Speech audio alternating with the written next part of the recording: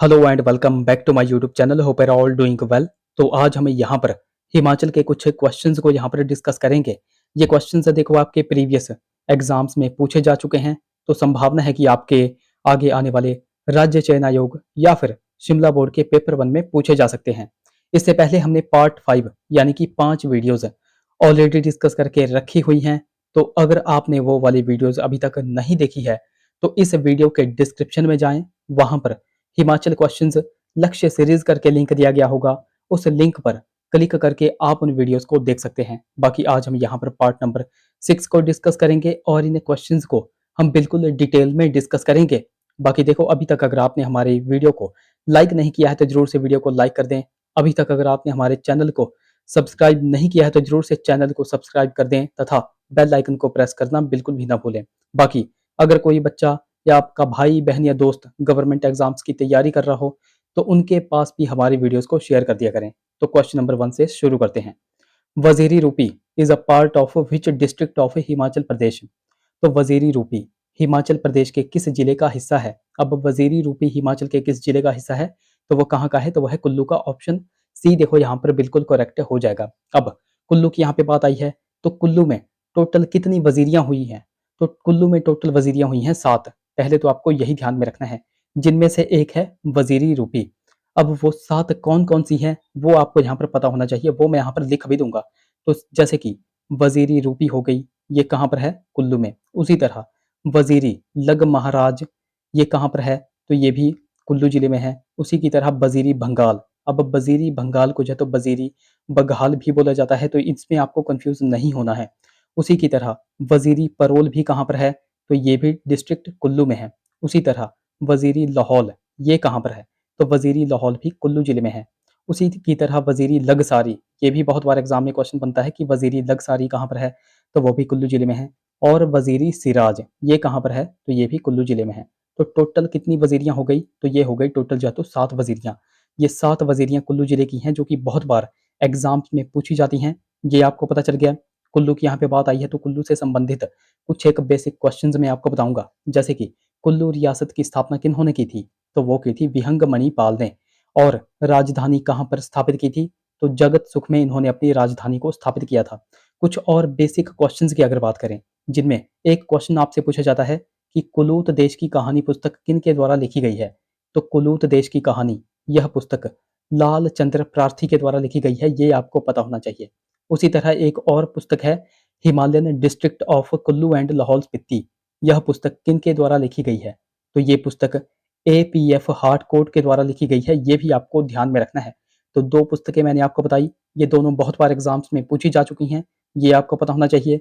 कई बार आपसे क्वेश्चन बनता है कि विश्व का सबसे पुराना लोकतंत्र किसको माना जाता है? तो विश्व का सबसे पुराना लोकतंत्र जो है तो मलाना गांव को माना जाता है। जब भी गांव की बात आएगी तो मलाना गांव को विश्व का सबसे पुराना लोकतंत्र माना जाता है, जो कि कहाँ पर पड़ता है?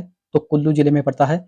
और ये एग्जैक्ट क्वेश्चन हमीरपुर बोर्ड में पूछा जा चुका है, इसलिए मैं आपको यहाँ पर बता रहा हूँ। कुछ और भी क्वेश्चंस की अगर बात करें, जैसे कि आप सभी को पता होगा कि मंडी में है गुम्मा और द्रंग की खाने। कई बार आपसे क्वेश्चन बनता है कि गुम्मा और द्रंग की खाने ये कहाँ पर हैं? तो ये है मंडी जिले में। तो एक क्वेश्चन यहाँ पर बनता है कि कुल्लू का ऐसा कौन सा राजा था जिसने मंडी पर आक्रमण किया था और आक्रमण करने के बाद गुम्मा और द्रंग की खानों को अपने राज्य में मिला दिया था? तो वह कौन सा राजा था? तो वह कुल्लू का राजा था, राजा मान सिंह। ये क्वेश्चन भी एग्जाम में बना हुआ है, ये भी आपको ध्यान में रखना है। बाकी कुल्लू का आप सभी को पता ही होगा कि कुल्लू का सबसे शक्तिशाली शासक कौन सा था? तो वो था राजा जगत सिंह। तो राजा जगत सिंह कुल्लू का सबसे शक्तिशाली शासक हुआ करता था। एक क्वेश्चन जगत सिंह से पूछा जाता है कि कुल्लू में वैष्णव धर्म का प्रचार किन्होंने करवाया था?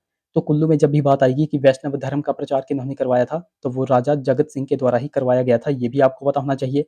अब राजा जगत सिंह ने किस ब्राह्मण से रघुनाथ जी की प्रतिमा को अयोध्या से मंगवाया था? तो वो मंगवाया था दामोदर दास से। ये क्वेश्चन भी एग्जाम में बनता है। क्वेश्चन बन जाता है कि ये जो जगत सिंह थे, इन्होंने किस ब्राह्मण से रघुनाथ जी की प्रतिमा को अयोध्या से मंगवाया था? तो वो थे दामोदर दास। जिस तरह से क्वेश्चंस को देखो मैं यहाँ पर लिंक कर रहा हूँ, उसी तरह से क्वेश्चंस को आपको भी लिंक करके चलना है। अगले क्वेश्चन की बात करें, which princely state of Himachal Pradesh initially refused to join the Indian Union in 1947। तो 1947 में हिमाचल प्रदेश की किस रियासत ने प्रारंभ में भारतीय संघ में शामिल होने से इनकार कर दिया था, तो वह किन्होंने किया था? तो वो किया था बिलासपुर रियासत ने। ऑप्शन डी यहाँ पर करेक्ट हो जाएगा। ये तो आप सभी को पता ही होना चाहिए। जैसे कि मैं आपको यहाँ पर थोड़ी सी हिस्ट्री यहाँ पर बता देता हूँ, थोड़ा सा कॉन्टेक्स्ट बता देता हूँ। तो 1947 में जब हिमाचल की रियासत यहाँ पर बन रही थी, तो भारतीय संघ में शामिल होने से इनकार किया था बिलासपुर ने। बाद में आप सभी को पता है कि हिमाचल का गठन किया गया, और हिमाचल का गठन कब हुआ था? 15 अप्रैल 1948 को। और जब हिमाचल प्रदेश का गठन हुआ 15 अप्रैल 1948 को, तो उस समय हिमाचल में टोटल जिले कितने हुए? तो वो हुए टोटल 4 जिले। अब वो 4 जिले कौन-कौन से थे? तो उनमें एक तो आ जाता है चंबा जिला, उसमें एक आ जाता है मंडी जिला, एक आ जाता है उसमें महासू जिला, और एक आ जाता है सिरमौर जिला। तो प्रारंभ में जब हिमाचल का गठन 15 अप्रैल 1948 को किया गया था, उस समय हिमाचल में 4 जिले बनाए गए थे, चंबा, मंडी, सिरमौर और महासू। बट बाद में आप सभी को पता है, ये जो बिलासपुर है, बिलासपुर को हिमाचल प्रदेश का 5वें नंबर का जिला बनाया गया है। और वो कब बनाया गया है? डेट आपसे बहुत बार जो है तो हमीरपुर बोर्ड में पूछी गई है, शिमला बोर्ड में पूछी गई है। तो 1 जुलाई 1954 को बिलासपुर जो है तो हिमाचल का 5वां जिला यहाँ पर बना था। अच्छा, छठा जिला कौन सा बना था? तो हिमाचल का छठा जिला जो है तो किन्नौर बना था, और किन्नौर जो है तो 1960 में बना था। ये भी आपको पता होना चाहिए। बिलासपुर की हम यहाँ पे बात कर रहे हैं, तो कहलूर रियासत की स्थापना किन्होंने की थी? तो वो की थी वीर चंद चंदेल ने। अच्छा, बिलासपुर शहर की स्थापना किन्होंने की थी? तो वो की थी दीपचंद चंदेल ने। और कहलूर का अंतिम राजा कौन था? या फिर बिलासपुर का अंतिम राजा कौन था? तो वो था राजा आनंद चंद। तो 3 पॉइंट मैंने आपको यहाँ पर बताए। जब भी आपसे पूछेंगे, कहलूर रियासत की स्थापना वीर चंद चंदेल के द्वारा की गई थी, बिलासपुर शहर की स्थापना दीपचंद चंदेल के द्वारा की गई थी, और बिलासपुर या फिर कहलूर का अंतिम राजा कौन था? तो वो था राजा आनंद चंद। ये भी आपको पता होना चाहिए। अब जैसे हमने पिछले ही क्वेश्चन में पढ़ा कि कुल्लू में टोटल कितनी वजीरियां हुई थी, तो वो हमने देखा था कि कुल्लू में टोटल 7 वजीरियां हुई थी। उसी तरह कुछ एक क्वेश्चंस जो है तो आपसे पूछे जाते हैं, जैसे बिलासपुर से भी आपसे पूछा जाता है कि बिलासपुर में कितनी पहाड़ियां या फिर कितनी धारें हैं, ये भी आपसे क्वेश्चन बन जाता है। तो कुछ एक बच्चे देखो टीजीटी कमीशन की तैयारी तो कर रहे हैं, बट उनको ये भी क्वेश्चन जो है तो नहीं आएगा कि बिलासपुर में कितनी पहाड़ियां या फिर कितनी धारें हैं। अब ये कितना बेसिक सा क्वेश्चन है, तो आप सभी को पता होना चाहिए कि बिलासपुर में टोटल जो है तो 7 पहाड़ियां हैं, जिनको हम 7 धारें बोलते हैं। अब वो 7 धारें कौन-कौन सी हैं? तो उनमें नैना देवी धार हो गई, कोट पहाड़ी धार हो गई, झंझियार धार, त्यूण धार, बंतला धार, रतनपुर धार और बहादुरपुर धार। ये बिलासपुर में टोटल जो है तो 7 पहाड़ियां या फिर 7 धारें हैं, और बहुत बार ये भी क्वेश्चन एग्जाम में पूछे जाते हैं। अच्छा, ये तो हमने देख लिया कि कहलूर रियासत की स्थापना भी हमने देख ली, बिलासपुर शहर की भी देख ली। अच्छा, कुछ वैलीज़ अगर हम देख लें, बिलासपुर में कुछ एक वैलीज़ हैं, जैसे कि सतलुज वैली कहाँ पर पाई जाती है? तो वह बिलासपुर में पाई जाती है। चैंतो वैली कहाँ पर पाई जाती है? तो यह बिलासपुर में पाई जाती है। दावी वैली कहाँ पर पाई जाती है? तो ये भी बिलासपुर में ही पाई जाती है। ये भी आपको पता होना चाहिए। आप सभी को पता होगा कि बिलासपुर में है रंग महल। तो कई बार आपसे क्वेश्चन बनता है कि रंग महल का निर्माण बिलासपुर के कौन से शासक ने किया था और कब किया था? तो जब भी आपसे पूछेंगे कि रंग महल जो बिलासपुर में है, तो उसका निर्माण किन्होंने किया था? तो वो किया था राजा विजय चंद ने, जो कि कहलूर का एक राजा हुआ करता था। और कब किया था? तो 1900 ईस्वी में इन्होंने जो है तो निर्माण किया था। ये भी आपको पता होना चाहिए। एक और क्वेश्चन जो है तो आपसे पूछा जाता है, एक तो आपसे पूछा जाता है जगत खाना टैंक, ये कहाँ पर है? और एक आपसे पूछा जाता है स्वार घाट टैंक। तो ये जो जगत खाना और स्वार घाट टैंक हैं, ये दोनों कहाँ पर हैं? तो ये हैं डिस्ट्रिक्ट बिलासपुर में। इनका निर्माण कब किया गया था? डेट्स देखो आपके लिए इंपॉर्टेंट है। 1874 में इनका निर्माण बिलासपुर के राजा हीरा चंद के द्वारा करवाया गया था। ये आपको ध्यान में रखना है, और ये क्वेश्चन देखो बहुत बार एग्जाम में बनता है, ये आपको पता होना चाहिए। बाकी अगर कोई बच्चा बिल्कुल देखो बेसिक से तैयारी कर रहा है, या जब भी आपके एग्जाम्स नज़दीक में आ जाएं, तो उन बच्चों को मैं बार बार यहाँ पर बोल रहा हूँ कि उनको हमारी पुरानी हिमाचल की जो हमने वीडियोस डिस्कस की हुई हैं, टोटल 49 वीडियोस हमने डिस्कस की हुई हैं। देखो टोटल 49 वीडियोस तो आपको नहीं देखनी है, आपको लास्ट की 30 या फिर 35 वीडियोस को ज़रूर से चेकआउट यहाँ पर करना है। इससे होगा क्या? इससे आपको पता चलेगा कि पहले हमीरपुर बोर्ड में किस तरह के क्वेश्चंस आपके एग्जाम में पूछे जाते थे, एग्जामिनर किस तरह से एक ही क्वेश्चन को लिंक करके बहुत सी फॉर्म में कन्वर्ट करके आपसे क्वेश्चंस यहाँ पर पूछा करता था, आपको कंफ्यूज करता था, और आप गलत टिक टिक करके जो है तो यहाँ पर आ जाते थे। तो वही आपको यहाँ पर पहचानना है, और किस तरीके से आप जो है तो खुद को मेरिट में ला सकते हैं, वो भी आपको यहाँ पर चेकआउट करना है। बाकी इन वीडियोस का लिंक मैं इस वीडियो के लास्ट में भी डाल दूंगा, तो वहां पर जाकर के भी आप उस लिंक पर क्लिक करके भी आप उन वीडियोस को देख सकते हैं। बाकी अभी तक अगर आपने इस वीडियो को लाइक नहीं किया है, तो जरूर से वीडियो को लाइक कर दें। अभी तक अगर आपने हमको टेलीग्राम और इंस्टाग्राम पे फॉलो नहीं किया है, तो वहाँ पर जाकर भी फॉलो ज़रूर कर लें। लिंक देखो आपको डिस्क्रिप्शन में मिल जाएगा। बाकी लिंक कई बार चलता नहीं है तो आपको सिंपली टेलीग्राम पे जाना है और @लेट्स प्रिपेयर टू सर्च करना है, आपको हमारा चैनल मिल जाएगा। उसी प्रकार इंस्टाग्राम पे जाकर के आप लेट्स प्रिपेयर टुगेदर सर्च कर सकते हैं। अगर कोई क्वेरी होगी तो आप मुझे इंस्टा पे भी मैसेज कर सकते हैं। नेक्स्ट क्वेश्चन की बात करें, नेक्स्ट क्वेश्चन हमारा जो है तो स्टेटमेंट से संबंधित है। तो यहाँ पर आपके पास जो है तो 3 स्टेटमेंट्स दी गई हैं और आपसे यहाँ पर पूछा गया है कि कौन-सी स्टेटमेंट इनमें जो है तो करेक्ट हो जाएगी। तो करेक्ट आपसे पूछा गया है, तो चलिए स्टेटमेंट 1 से हम यहाँ पर एनालाइज़ करते हैं। स्टेटमेंट 1 है, अस्किनी इज़ द वैदिक नेम ऑफ चिनाब। तो अस्किनी चिनाब नदी का वैदिक नाम है। क्या यह सही हो जाएगा? जी हाँ, ये बिल्कुल सही स्टेटमेंट हो जाएगी। स्टेटमेंट 2 की बात करते हैं।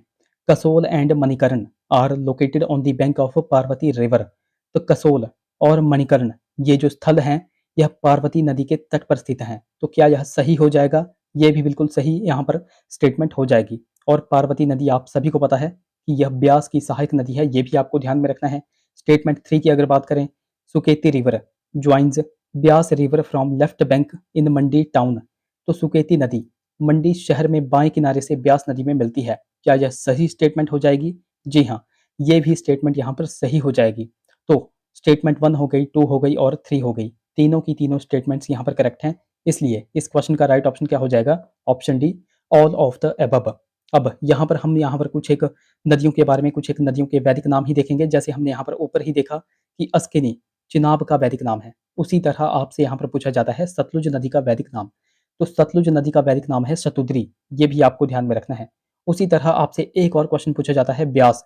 ब्यास नदी का वैदिक नाम आप सभी को पता है, तो वह क्या है? तो वह है अर्जिकिया। रावी नदी का वैदिक नाम पुरुषणी है। यमुना नदी का वैदिक नाम जो है तो कालिंदी है। ये भी आपको पता होना चाहिए। यहाँ से हम बस यही जानेंगे। अच्छा, 1-2 क्वेश्चंस मैं आपको यहाँ पर बता ही देता हूँ। तो एक क्वेश्चन आपके एग्जाम में बनता है कि ऐसी कौन-सी नदी है जो ऊना जिले को 2 भागों में विभाजित कर देती है? तो ऐसी कौन-सी नदी है जो ऊना जिले को लगभग 2 भागों में विभाजित कर देती है? तो वह कौन-सी है? तो वह है स्वां नदी। ये आपको पता होना चाहिए। और इसी स्वां नदी को दुःख का दरिया बोलते हैं ऊना जिले में, यानी कि रिवर ऑफ सॉरो किसे कहा जाता है? यानी कि दुःख का दरिया किसे कहा जाता है? तो वो कहा जाता है स्वां नदी को ऊना जिले में। ये आपको पता चल गया। एक क्वेश्चन आपसे पूछा जाता था हमीरपुर बोर्ड में, पौंग बांध के बारे में।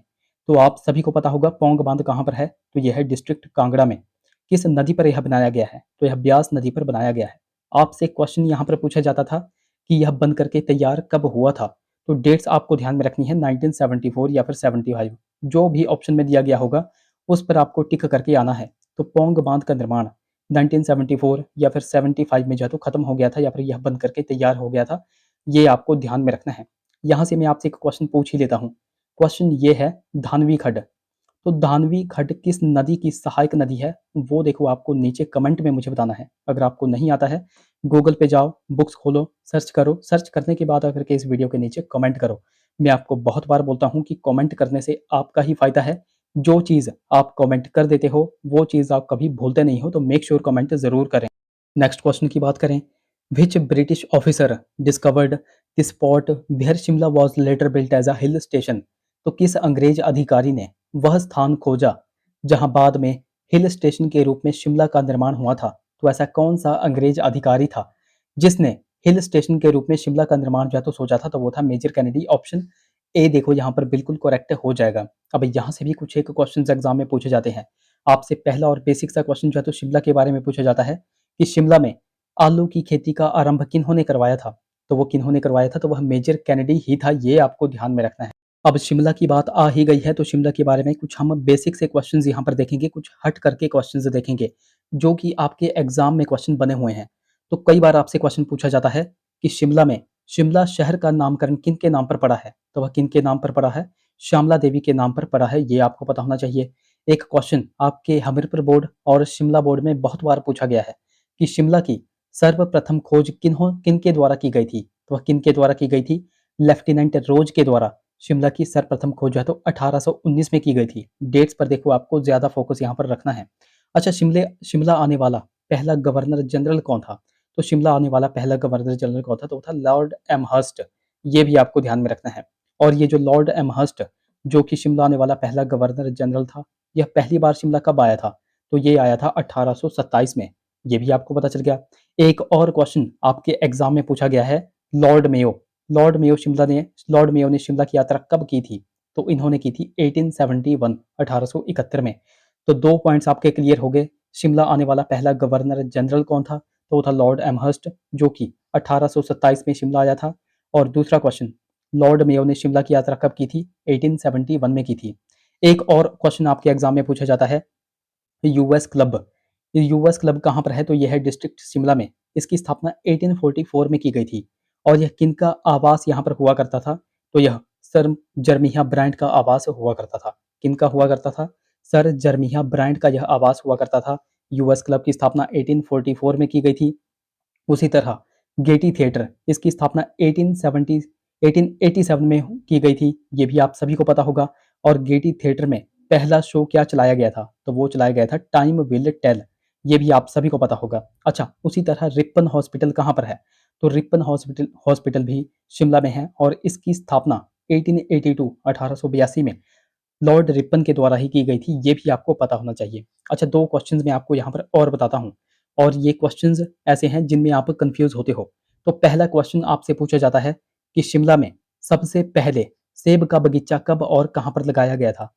तो जब भी बात आएगी कि शिमला में सबसे पहले सेब का बगीचा कहाँ पर लगा था, तो वो लगा था मशोबरा में। ये आपको पता चल गया। और कब लगा था? तो वो लगा था 1887, 1887 की यह बात है। दूसरा क्वेश्चन आपसे पूछा जाता है कि किन्होंने शिमला के कोटगढ़ में अमेरिकी किस्म के सेब लगाए थे? तो वो लगाए थे सैमुअल इवांस स्टोक्स ने। किन्होंने लगाए थे? सैमुअल इवांस स्टोक ने शिमला के कोटगढ़ में अमेरिकी किस्म के सेब लगाए थे। और इन्होंने कब लगाए थे? तो 1918 की यह बात है। तो 2 पॉइंट्स मैंने आपको यहाँ पर बता दिए, ये आपको पता होने चाहिए। एक क्वेश्चन मैं आपसे यहाँ पर पूछूंगा। क्वेश्चन ये है, बिशप कॉटन स्कूल ये कहाँ पर है? कब इसकी स्थापना की गई थी? वो देखो आपको नीचे कमेंट में मुझे बताना है। अभी हमारी हिमाचल की जो सीरीज चली हुई है, लक्ष्य सीरीज, तो हिमाचल की पार्ट नंबर 4 जो लक्ष्य सीरीज चली हुई है, तो वहां पर मैंने इस क्वेश्चन से संबंधित पूरी की पूरी डिटेल में आपको बताया हुआ था। इस क्वेश्चन से संबंधित जितने भी क्वेश्चंस, जितने भी फैक्ट बन सकते थे, वो मैंने आपको बताया हुआ था। तो अभी आप नीचे कमेंट में मुझे बताओ, बिशप कॉटन स्कूल कहाँ पर है? पहले यह कहाँ पर हुआ करता था? अब ये कहाँ पर है? कब इसकी स्थापना की गई थी? वो सारा आप नीचे कमेंट में मुझे बताओगे। अगले क्वेश्चन की बात करें, नेक्स्ट हमारा क्वेश्चन है, वैदिक name of river Ravi is. तो रावी नदी का वैदिक नाम क्या है? आप सभी को पता है, अभी मैंने थोड़ी देर पहले ही आपको बताया था पूरी की पूरी नदियों के वैदिक नाम। तो रावी नदी का वैदिक नाम क्या हो जाएगा? तो वो हो जाएगा पुरुषणी। ऑप्शन ए देखो यहाँ पर बिल्कुल करेक्ट हो जाएगा। अब यहाँ से हम बस यही जानेंगे, थोड़े थोड़े की पॉइंट्स हम यहाँ पर देख लेते हैं, जैसे कि रावी नदी का उद्गम कहाँ से होता है? तो रावी नदी का उद्गम हमारे हिमाचल प्रदेश के बड़ा भंगाल से होता है। ये आप सभी को पता होगा। अच्छा, आपके क्वेश्चन में, आपके हमीरपुर बोर्ड के ही पेपर में एक क्वेश्चन जो है तो बना हुआ था। क्वेश्चन आपसे सतलुज रिवर के बारे में पूछा गया था कि सतलुज नदी हिमाचल प्रदेश में कितना बहती है? तो सतलुज नदी है हमारे हिमाचल में टोटल 320 किलोमीटर बहती है। ये आप सभी को पता होगा। और सतलुज की टोटल लेंथ भी आप सभी को ने ध्यान में रखनी है, 1448 किलोमीटर। और हिमाचल में यह 320 किलोमीटर बहती है। तो इसी की तर्ज पर आपसे आगे आने वाले एग्जाम्स में क्वेश्चन ये भी पूछा जा सकता है कि रावी नदी हिमाचल में कितना बहती है, या फिर रावी नदी की टोटल लेंथ कितनी है? तो रावी नदी की टोटल लेंथ है 720 किलोमीटर। और हिमाचल में यहाँ कितना बहती है? 158 किलोमीटर। तो ये भी आपको यहाँ पर ध्यान में रखना है। सतलुज नदी की हमने यहाँ पर बात की थी। तो एक क्वेश्चन, बिल्कुल बेसिक सा क्वेश्चन मैं आपसे पूछूंगा कि ये जो सतलुज रिवर है, सतलुज नदी है, ये निकलती कहाँ से है? इसका उद्गम कहाँ से होता है? वो देखो आप नीचे कमेंट में मुझे बता दो। बाकी वीडियो अगर आपको हेल्पफुल लग रही होगी तो जरूर से वीडियो को लाइक कर। नेक्स्ट हमारा क्वेश्चन है, on which hill is the Indian institute of advanced study viceroy lodge building situated? तो भारतीय उच्च अध्ययन संस्थान, जिसको हम वाइसराय लॉज बोलते हैं, तो ये भवन किस पहाड़ी पर है? क्या यह डिंगू पहाड़ी पर है, ऑब्जर्वेटरी पहाड़ी पर है, चैडविक पहाड़ी पर है, या फिर स्नो लाइन पहाड़ी पर है? तो जब भी आपसे पूछेंगे Indian institute of advance studies के बारे में, तो ये कहाँ पर हो जाएगी? तो ये हो जाएगी ऑब्जर्वेटरी पहाड़ी पर। ऑप्शन बी देखो यहाँ पर बिल्कुल करेक्ट हो जाएगा। अब यहाँ पर इस क्वेश्चन से संबंधित इसकी थोड़ी सी हिस्ट्री आपको पता होनी चाहिए। अब जब भी आपसे पूछेंगे ये जो Indian institute of advanced study है, यह इसको जो है तो पहले वाइसराय लॉज भी बोला जाता था। अब वाइसराय लॉज इसको क्यों बोला जाता था? क्योंकि यह ब्रिटिश भारत में पहले जो है तो वाइसराय ऑफ इंडिया का रेजिडेंस हुआ करता था। तो जब भी आपसे पूछेंगे कि पहले ब्रिटिश भारत के टाइम पे वाइसराय ऑफ इंडिया का रेजिडेंस कौन हुआ करता था, तो वो हुआ करता था वायसराय लॉज। और वायसराय लॉज को ही हम क्या बोलते थे? ऑब्जर्वेटरी हाउस बोलते थे। ये आपको पॉइंट यहाँ पर ध्यान में रखना है। तो जब भी आपसे पूछेंगे कि ऑब्जर्वेटरी हाउस का निर्माण किन्होंने किया था और कब किया था, तो ये भी आपको पता होना चाहिए कि ऑब्जर्वेटरी हाउस का निर्माण 1844 में कर्नल जे बाइलू के द्वारा करवाया गया था। किन्होंने किया था? मैंने आपको अभी क्या बताया? ऑब्जर्वेटरी हाउस का निर्माण कर्नल जे बाइलू ने 1844 में किया था। अब ये एक और क्वेश्चन आपके एग्जाम में बनता है कि कब इसको Indian institute of advance studies में तब्दील किया गया था, बदला गया था? तो 1964 में जो है तो इसको Indian institute of advance studies बना दिया गया था। ये भी आपको ध्यान में रखना है। 1964 आप मान के चलो या फिर 1965, क्योंकि काम इन्होंने 1965 से ही काम करना शुरू किया था। ये भी आप यहाँ पर कह सकते हैं। तो मैंने आपको यहाँ पर क्या बताया, इस क्वेश्चन की थोड़ी सी हिस्ट्री मैंने आपको बताई। ये जो Indian institute of advance studies है, इसी को जो है तो वायसराय लॉज बोला जाता है, क्योंकि यह पहले जो है तो वायसराय ऑफ इंडिया का रेजिडेंस हुआ करता था। और इसी वायसरीगल लॉज को पहले जो है तो ऑब्जर्वेटरी हाउस भी बोला जाता था। और इसी ऑब्जर्वेटरी हाउस की स्थापना जो है तो 1844 में किन्होंने की थी? कर्नल जे बाइलू ने की थी 1844 में। बाद में मैंने आपको बताया कि इसको Indian institute of advance studies में कब तब्दील किया गया था? 1964 में किया गया था, या फिर 1965 से इन्होंने काम करना शुरू किया था, ये आप मान सकते हैं। तो ये सारे के सारे फैक्ट मैंने आपको बता दिए। शिमला की यहाँ पे बात आई है तो शिमला से संबंधित कुछ एक फैक्ट बनते हैं। जब भी आपसे पूछा जाएगा कि खड़ा पत्थर कहाँ पर है, आप बिना यहाँ पर कुछ देखे शिमला यहाँ पर टिक करके आओगे। तो जब भी आपसे पूछा जाएगा खड़ा पत्थर कहाँ पर है, तो वह है शिमला में। उसी तरह एक और क्वेश्चन, काउंसिल चैम्बर बिल्डिंग कहाँ पर है? तो काउंसिल चैम्बर बिल्डिंग भी कहाँ पर है? तो वो भी शिमला में है। ये दो फैक्ट भी आपको ध्यान में रखने हैं। ये दो क्वेश्चंस भी एग्जाम में पूछे जाते हैं। आप सभी को पता है रिज चर्च, जिसको क्राइस्ट चर्च बोला जाता है, वो कहाँ पर है? शिमला में है। इसकी स्थापना कब, यानी कि यह कब बन करके तैयार हुआ था? 1857 में रिज चर्च जो है तो बन करके तैयार हुई थी। ये आप सभी को पता होगा। शिमला में ही एक स्थान है ढली। तो एक क्वेश्चन आपसे यहाँ पर पूछा जाता है कि शिमला की जो ढली की टनल है, ढली टनल है, वो कब जो है तो बन करके तैयार हुई थी? ये क्वेश्चन देखो बहुत बार एग्जाम में पूछा गया है। शिमला बोर्ड में यह क्वेश्चन जो है तो पूछा गया है। तो शिमला की जो ढली टनल है वो बन करके तैयार हुई थी 1850 या फिर 51 में। ये भी आपको फैक्ट जो है तो ध्यान में रखना है। शिमला की यहाँ पे बात आई है तो एक क्वेश्चन मैं आपसे पूछूंगा। आप सभी को जो है तो बुशहर रियासत का पता होगा। तो बुशहर रियासत जो है तो शिमला के अंडर ही आती थी। शिमला की सबसे बड़ी जो है तो रियासत कौन सी थी? तो वो थी बुशहर रियासत। तो बुशहर रियासत की स्थापना किन्होंने की थी और बुशहर के अंतिम राजा कौन थे, वो आप नीचे कमेंट में मुझे बताओगे। अगले क्वेश्चन की बात करें, नेक्स्ट हमारा क्वेश्चन है, Kunihar valley is situated in which district of Himachal Pradesh? Kunihar घाटी हिमाचल में कौन से जिले में है? आप सभी को पता है कुनिहार वैली कहाँ पर है, तो वो है सोलन में। अब सोलन में कुछ और भी वैलीज हैं, जैसे कि दून वैली कहाँ पर है, तो वो सोलन में है। सपरून वैली भी कहाँ पर है, तो वो भी सोलन में है। उसी की तरह सरसा वैली भी आपसे पूछा जाता है, वो कहाँ पर है, तो वो भी सोलन में है। नालागढ़ वैली आप सभी को पता है सोलन में है। गंभर वैली भी आपसे पूछा जाता है, वो भी सोलन में है। तो सोलन की कुछ एक वैलीज आपको पता चल गई। उसी तरह मंडी की भी कुछ एक वैलीज आपको ध्यान में रखनी है, जैसे कि चौहार वैली आपसे पूछा जाता है, ये कहाँ पर है, तो ये है डिस्ट्रिक्ट मंडी में। कई बार आपसे चौंतरा वैली पूछा जाता है, ये कहाँ पर है, तो ये भी डिस्ट्रिक्ट मंडी में है। बल्ल वैली कहाँ पर है, तो वो भी मंडी में है। इमला विमला वैली भी कहाँ पर है, तो वो भी मंडी जिले में है। अच्छा, जसवां दून वैली, जिसको हम स्वां वैली भी बोलते हैं, तो ये कहाँ पर है, तो ये है डिस्ट्रिक्ट ऊना में, ये भी आपको पता होगा। उसी तरह कियारदा दून वैली, तो कियारदा दून वैली कहाँ पर है, तो ये भी डिस्ट्रिक्ट, तो ये है डिस्ट्रिक्ट सिरमौर में। कहाँ पर है? डिस्ट्रिक्ट सिरमौर में। ये भी आपको ध्यान में रखना है। दो इंपॉर्टेंट वैलीज, एक तो आपसे पूछी जाती है टिडोंग वैली, ये कहाँ पर है, तो टिडोंग वैली कहाँ पर है, तो यह है डिस्ट्रिक्ट किन्नौर में। अच्छा, यहाँ से मैं आपसे एक वैली पूछता हूँ, आपने जो है तो कमेंट करके बताना है। यूल वैली कहाँ पर है, कौन सी डिस्ट्रिक्ट में पाई जाती है, वो आपको नीचे कमेंट में मुझे बताना है। बाकी जो हमने प्रीवियस हिमाचल की टोटल 49 वीडियोस को डिस्कस किया हुआ था, वो अभी आप जो है तो स्क्रीन पर भी देख सकते हैं। यहाँ पर क्लिक करके भी आप उन वीडियोस को देख सकते हैं। तो ये थे हमारे कुछ एक क्वेश्चंस। आई होप वीडियो आपको इन्फॉर्मेटिव लगी होगी। अगर वीडियो अच्छी लगी है तो जरूर से वीडियोस को लाइक करें, शेयर करें, चैनल को सब्सक्राइब करें तथा बेल आइकन को प्रेस करना बिल्कुल भी ना भूलें। तो चलिए मिलते हैं अगली वीडियो में। Till then take care.